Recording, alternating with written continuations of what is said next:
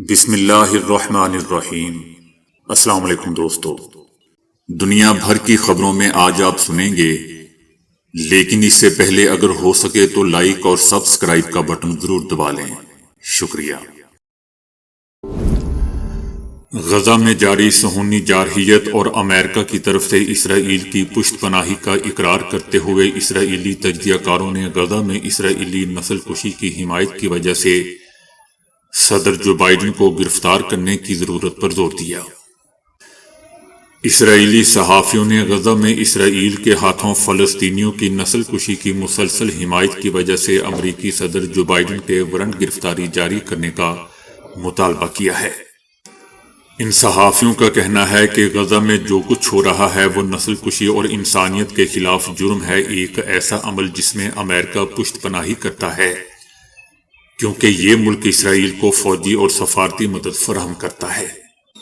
امریکہ اپنی سرزمین پر تیار کردہ فوجی ہتھیار بھیج کر غزہ کے لوگوں کے خلاف اسرائیل کی طرف سے ہونے والے روزانہ قتل عام میں حصہ لیتا ہے۔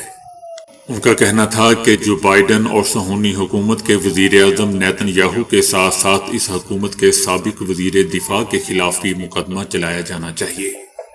ان کا کہنا تھا کہ یہ بے حسی کا تعلق صرف اسرائیل سے نہیں ہے بلکہ ان گروہوں کی خصوصیت ہے جو اس حکومت کی حمایت کرتے ہیں اور غزہ کے عوام کے خلاف ہونے والے ظلم کو نظر انداز کرنے کی کوشش کرتے ہیں۔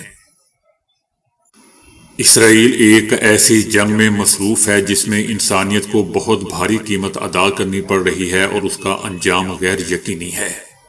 صحافیوں کا کہنا تھا کہ اگرچہ نئے سال میں اسرائیل کی پہلی ترجیح جنگ کا خاتمہ اور جنگی قیدیوں کی واپسی ہونی چاہیے، لیکن ایسا نہیں لگتا۔ نیتن یاہو کو جنگ کے خاتمے میں کوئی دلچسپی نہیں ہے اور نہ ہی جنگی قیدیوں کی رہائی کے لیے اس کو کوئی فکر ہے۔ غزہ میں دسیوں ہزار شہری مارے جا رہے ہیں، شہید ہو رہے ہیں اور ہزاروں دیگر زخمی، معذور اور بیمار ہیں۔ شدید سردی میں غزہ میں بہت سے لوگ شہید ہو رہے ہیں، وفات پا رہے ہیں اور اس سلسلے میں بچوں کی حالت انتہائی تشویشناک ہے۔ پاکستان کے وزیر دفاع خواجہ آصف کے ٹی ٹی پی جنگجوؤں کی منتقلی کے لیے افغان حکومت کی طرف سے 10 ارب روپے مانگنے کے بیان کو طالبان حکومت نے مسترد کر دیا۔ طالبان نے اپنے پیغام میں کہا ہے کہ پاکستانی وزیر دفاع کا افغان حکومت کی طرف سے رقم مانگنے والا دعویٰ افسوسناک ہے۔ ان کا کہنا تھا کہ پاکستانی حکام کس مقصد کے لیے ایسے دعوے کر رہے ہیں، پاکستان کے وزیر دفاع کا دعویٰ مسترد کرتے ہیں۔ یاد رہے دوستو کہ خواجہ آصف دعویٰ کر چکے ہیں کہ افغان طالبان نے ٹی ٹی پی جنگجوؤں کی افغانستان کے دیگر علاقوں میں منتقلی کے لیے 10 ارب روپے مانگے ہیں، اور طالبان حکومت کے ترجمان بھی ماضی میں اس طرح کے منصوبے کا ذکر کر چکے ہیں۔ چائنا میں تیزی سے پھیلنے والے ایک اور وائرس نے کورونا سے زخم خوردہ دنیا کو پھر سے چوکنا کر دیا ہے۔ کورونا وبا کی ہلاکت خیزی کے 5 سال بعد ایک اور وائرس سر اٹھانے لگا ہے جس کی علامات بھی کورونا جیسی ہیں۔ نزلہ اور بخار میں مبتلا مریضوں کی بڑی تعداد ہاسپٹل میں داخل ہو رہی ہے۔ اس صورتحال نے صحت عامہ سے جڑے ہر ادارے کو چوکنا کر دیا ہے۔ عالمی قوتوں اور اداروں نے بھی صورتحال کی نگرانی شروع کر دی ہے۔ سوشل میڈیا پر وائرل ویڈیوز اور تصاویر میں چائنا کے ہسپتالوں کو مریضوں سے بھرا ہوا دکھایا جا رہا ہے جو بخار، نزلے اور سانس لینے میں تکلیف میں مبتلا تھے۔ چائنا کے مختلف شہروں میں کورونا جیسی پابندیاں عائد کرنے کی بھی خبریں سوشل میڈیا پر وائرل ہو رہی ہیں، تاہم اس کی تصدیق نہیں ہو سکی۔ دوسری جانب چینی حکومت نے اس معاملے پر تاحال چپ سادھی ہوئی ہے، جیسا کہ 5 سال قبل کورونا وبا کے سامنے آنے پر معلومات دینے سے انکاری تھا۔ بنگلہ دیش میں شیخ حسینہ واجد کی 15 سالہ آمرانہ طرز حکومت کے خاتمے کے بعد بننے والی عبوری حکومت نے حقائق کو درست کرنے کے لیے ملک کا نصاب تبدیل کر دیا۔ بنگلہ دیش کے نئے تعلیمی نصاب میں بابائے قوم مجیب الرحمان کی بجائے جنرل ضیاء الرحمان قرار دیا گیا ہے۔ نئی نصابی کتب میں کہا گیا ہے کہ 1971 میں بنگلہ دیش کی آزادی کا اعلان جنرل ضیاء الرحمان نے مختلف بنگلہ ریڈیو اسٹیشن سے کیا تھا۔ 2025 کے تعلیمی سال کی نئی نصابی کتب کے مطابق 26 مارچ 1971 کو جنرل ضیاء الرحمان نے بنگلہ دیش کی آزادی کا اعلان کیا اور 27 مارچ کو بنگ بدھو کی جانب سے آزادی کا باضابطہ طور پر اعلان کیا گیا۔ یاد رہے دوستو کہ اس سے پہلے درسی کتب میں بابائے قوم اور بانی ملک شیخ مجیب الرحمان کو قرار دیا جا رہا تھا۔ نصابی کتب پر نظر ثانی کے دوران پایا گیا کہ یہ حقائق پر مبنی معلومات نہیں تھی کہ شیخ مجیب الرحمان نے پاکستانی فوج کے ہاتھوں گرفتار ہونے کے دوران وائرلیس پیغام کے ذریعے بنگلہ دیش کی آزادی کا پیغام بھیجا تھا۔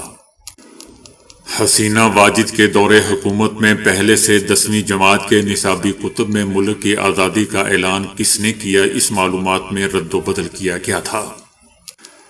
جنرل ضیاء الرحمان نے ان ریڈیو اسٹیشن سے بنگلہ دیش کی آزادی کا اعلان بھی کیا، تاہم بنگلہ دیش بننے کے بعد مجیب الرحمان صدر بن گئے۔ مجیب الرحمان کو 15 اگست 1975 کو فوجی بغاوت میں اہل خانہ سمیت مار دیا گیا۔ بغاوت کرنے والے جنرل مشتاق احمد خود صدر بن گئے اور ضیاء الرحمان کو میجر جنرل کا عہدہ دے دیا۔ بعد میں دوستو ایک اور فوجی بغاوت ہوئی جو جنرل خالد مشرف نے کی اور ضیاء الرحمان کو گرفتار کر کے خود میجر جنرل بن گئے۔ اس کے بعد ایک اور بغاوت نے لیفٹیننٹ کرنل راشد نے ضیاء الرحمان کو قید سے چھڑایا اور دوبارہ آرمی چیف بنا دیا۔ اس کے بعد بنگلہ دیش کی سیاست میں سیاستدان مجیب الرحمان کے حامی ان کی بیٹی حسینہ واجد کی قیادت میں اور جنرل ضیاء کے نظریات کے حامی ان کی اہلیہ خالدہ ضیاء کی قیادت میں جمع ہو گئے۔ حسینہ واجد کے حامی ان کے والد مجیب الرحمان کو قوم اور ملک کا بانی سمجھتے ہیں، جبکہ خالدہ ضیاء کے حامی ان کے شوہر کو قوم کا نجات دہندہ مانتے ہیں، جنہوں نے نہ صرف بنگلہ دیش کو آزاد کروایا بلکہ بھارت نواز مجیب الرحمان کی حکومت سے بھی قوم کی جان چھڑائی۔ 90 کی دہائی سے شروع ہونے والی شیخ حسینہ واجد اور خالدہ ضیاء کے درمیان سیاسی لڑائی کے باعث اگر ایک اقتدار میں ہوتی تو دوسری جیل میں، تاہم حسینہ واجد نے اپنے آمرانہ طرز حکومت کے باعث اپوزیشن کو زیر دست رکھا اور مسلسل 15 سال حکومت کی، جس کا خاتمہ گزشتہ سال دوستو طلبہ تحریک کے نتیجے میں وجود میں آیا، جس سے حسینہ واجد کو بھارت بھاگنے پر مجبور کر دیا۔ شام کے سابق صدر بشار الاسد کو روس میں مبینہ طور پر زہر دے کر مارنے کی کوشش کا انکشاف ہوا ہے۔ سابق شامی صدر بشار الاسد نے روس کے دارالحکومت ماسکو میں طبیعت خراب ہونے پر طبی امداد طلب کی۔ بشار الاسد کو شدید کھانسی اور سانس لینے میں دشواری کا سامنا تھا۔ شامی صدر کا علاج ان کے اپارٹمنٹ میں کیا گیا۔ ٹیسٹ رپورٹس میں بشار الاسد کو زہر دینے کی تصدیق ہوئی تھی۔ بشار الاسد کی حالت اب بہتر بتائی جا رہی ہے۔ روس یا سابق شامی صدر کے ذرائع نے بشار الاسد کو زہر دیے جانے کی اطلاع سے متعلق کوئی بیان جاری نہیں کیا۔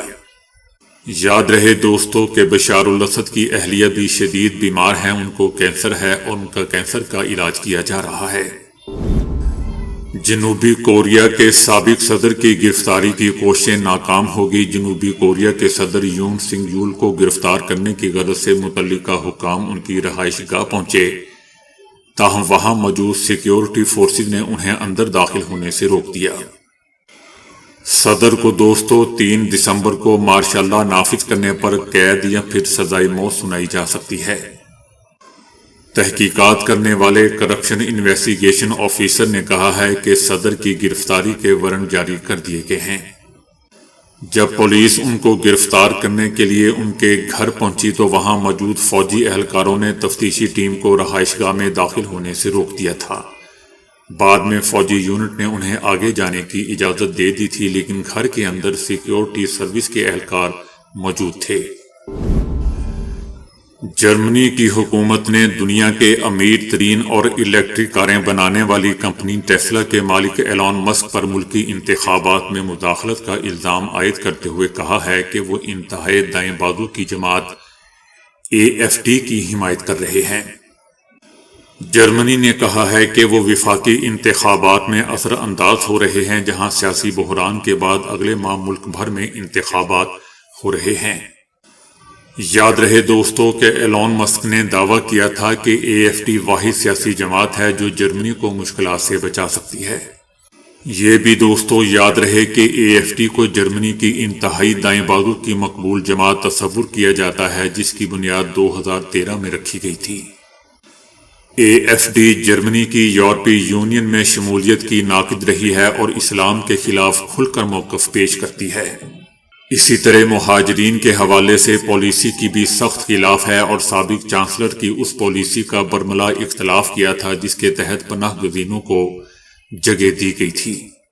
یاد رہے دوستو کہ جرمن میں 2015 کے دوران جرمنی میں 10 لاکھ سے زائد پناہ گزین پہنچے تھے۔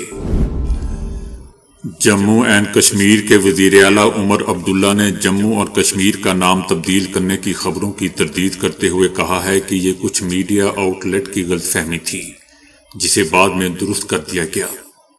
ان کا کہنا تھا کہ ایسی کوئی تجویز نہیں ہے اور کوئی بھی حکومت کی اجازت کے بغیر جموں اینڈ کشمیر کا نام تبدیل نہیں کر سکتا۔ عمر عبداللہ کا کہنا تھا کہ کشمیر کا نام قدیم بابا کشیپ کے نام پر رکھا گیا ہے لیکن انہوں نے اس علاقے کا نام تبدیل کرنے کا مشورہ نہیں دیا۔ ابوظہبی کے سائنسدانوں نے کھایا جانے والا کیپسول بنایا ہے جو خون میں شکر بڑھنے پر از خود انسولین خارج کرتا ہے۔ شاید وہ دن دور نہیں جب انسولین کا ٹیکہ لگانے سے نجات مل جائے گی کیونکہ تجرباتی طور پر ایک گولی بنائی گئی ہے جو خون میں گلوکوز کی مقدار بڑھنے پر از خود انسولین خارج کر سکے گی۔ ابوظہبی میں واقع نیو یارک یونیورسٹی نے ایک کیپسول بنایا ہے جو پیٹ کے تیزابی ماحول میں سلامت رہتے ہوئے ضرورت کے وقت ہی خون میں انسولین خارج کرتا ہے۔ منہ سے کھایا جانے والا یہ کیپسول منہ ہاضماتی نلی اور معدے میں مکس ہونے سے محفوظ رہتا ہے۔ فی الحال خون میں شکر کی مقدار کو معمول پر رکھنے کے لیے کروڑوں مریض روزانہ جلد میں انسولین کے انجیکشن لگاتے ہیں جو کہ ایک تکلیف دہ عمل ہوتا ہے۔ یہی وجہ ہے کہ کئی مریض اس سے کتراتے بھی ہیں۔ انسولین کا مالیکیول بہت حساس ہوتا ہے اور پیٹ میں پہنچتے ہی فوراً اپنی تاثیر کھو دیتا ہے۔ اس لیے انسولین کو اچھی طرح پیک کرنے کی ضرورت پڑی تاکہ وہ آنتوں کی راہ سے گزر کر بھی سلامت رہے۔ کھائے جانے والے انسولین کیپسول کو NCOF کا نام دیا گیا ہے جو خود خون میں شکر کی مقدار نوٹ کرتا ہے۔ اس کا عمل بہت سادہ ہے، یعنی گلوکوز کے مالیکیول اتنے چھوٹے ہوتے ہیں کہ وہ NCOF میں سما جاتے ہیں اور ایک وقت ایسا آتا ہے جب خون میں شکر بڑھ جائے تو کیپسول کے اندر نینو ذرات پر دباؤ پڑتا ہے۔ یہ نینو ذرات طبی طور پر کھل جاتے ہیں اور اندر کی انسولین خارج ہو جاتی ہے۔ پھر جیسے ہی خون میں گلوکوز کی مقدار معمول پر آتی ہے انسولین کا اخراج رک جاتا ہے۔ اس سے پہلے HDV1 جیسی دوا کھانے والی شوگر دوائیں بن چکی ہیں لیکن NCOF ان دونوں کے مقابلے میں قدرے مؤثر اور خودکار ہے۔ جاپانی پولیس کے اعداد و شمار کے مطابق نوجوان جاپانی خواتین کی اپنی جان لینے کے واقعات میں تیزی سے اضافہ ریکارڈ کیا گیا ہے۔ اگست میں ملک بھر میں 1854 افراد کے ایسے واقعات ریکارڈ کیے گئے۔ گزشتہ سال اگست کے مقابلے میں اس سال اسی ماہ ایسے واقعات کی تعداد میں 251 یعنی 16% اضافہ ریکارڈ کیا گیا ہے۔ خواتین کے واقعات میں 40% اضافہ ہوا ہے، مقابلتاً مردوں کے ایسے واقعات میں 6% اضافہ ریکارڈ کیا گیا۔ تو دوستو ابھی کے لیے اتنا ہی۔ ویڈیو کو لائک اور شیئر کرنے کا بہت بہت شکریہ۔